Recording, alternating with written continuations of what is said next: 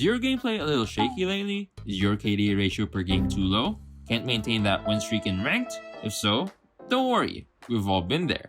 The good news is that we probably know why.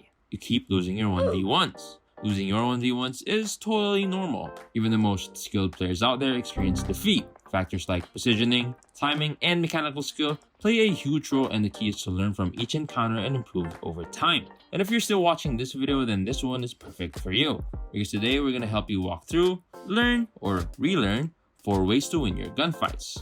One of the biggest mistakes that players make is that they don't plan ahead. They would spawn, run straight to the objective, and shoot anything that moves. So this first tip is pretty simple. Just anticipate and be a step ahead. Pre-aim or pre-fire places where enemies would usually show up. Doing so helps you react and line up your shots towards your target faster. When you pre-aim, you're basically predicting where an enemy might show up by aiming down sights on a spot before you can actually see a player. Pre-firing is self-explanatory. Instead of pre-aiming an area, you instantly shoot potential spots where an enemy might show up. Let's also not forget about your crosshair placement. Just like pre-aiming, centering your crosshair to potential enemy positions or objective paths help you react and align your sights to an enemy player. You normally don't want your crosshair around stomach to chest level just in case an enemy tries to slide or jump peek you. Here's how I place my crosshair in different maps whenever I'm playing ranked.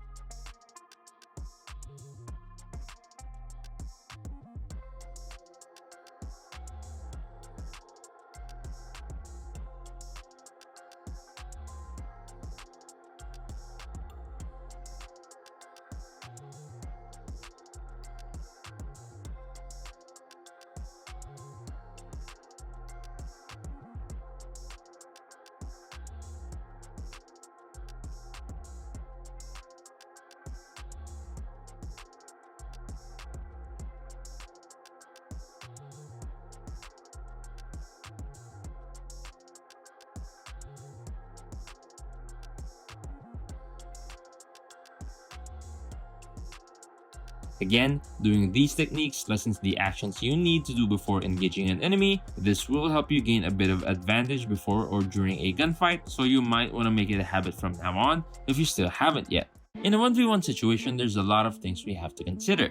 How much health you have, what weapon you and your enemy are using, and who has the better precision before engaging, which we will talk about more later. The reason why we don't highly recommend ego challenging fights is because you're going to lose most, if not all the time. Even if you manage to win one, the chances are you're likely going to be traded right away if you're up against a good team. That's why it's important to keep in mind that regardless of an enemy player's skill level, you shouldn't let your guard down due to the fast time to kill of weapons in the current meta. The MG42 has a time to kill of 236 milliseconds, the Fennec has 220 milliseconds, while the Type 19 has 240 milliseconds. To keep everything short, these weapons can wipe you off the map in an instant. That's why you'll want to make sure that you have full health before you decide to initiate a gunfight. After all, every shot counts and so does your HP. Who knows? Maybe you've clutched in a 1v1 situation if you had more HP left. So what can you do?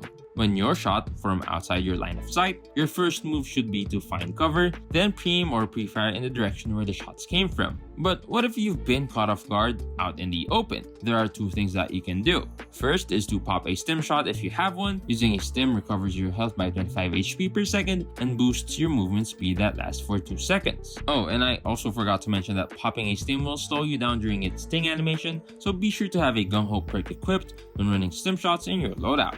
If you don't have a stim, then using movement will be your best bet to recover from an enemy surprise. Slide or zigzag to cover to give your enemy a hard time tracking you, and hopefully with a couple of shots to keep you alive. Just keep in mind that being close to a solid piece of cover will always be better than figuring out a way to get out of a sticky situation.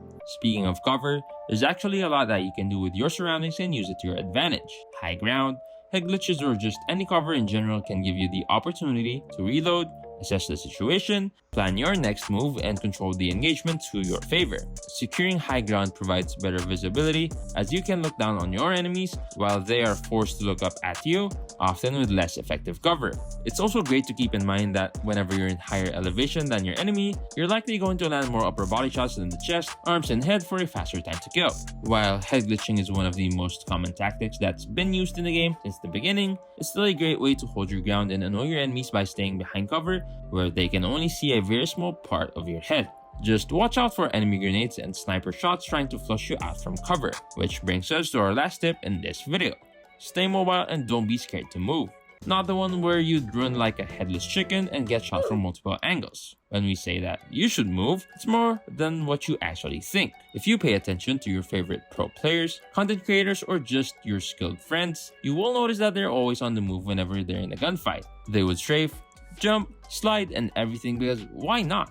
Moving before, during, and after a gunfight will always be better than staying still, becoming a stationary target. Moving from one cover to another is the best way to minimize the risk of getting shot and deleted from the map entirely. While constantly moving during a gunfight, like I said earlier, is a must if you want to start winning more gunfights. If you manage to win a 1v1 or 1v2 situation, you already know what to do if you watch my videos.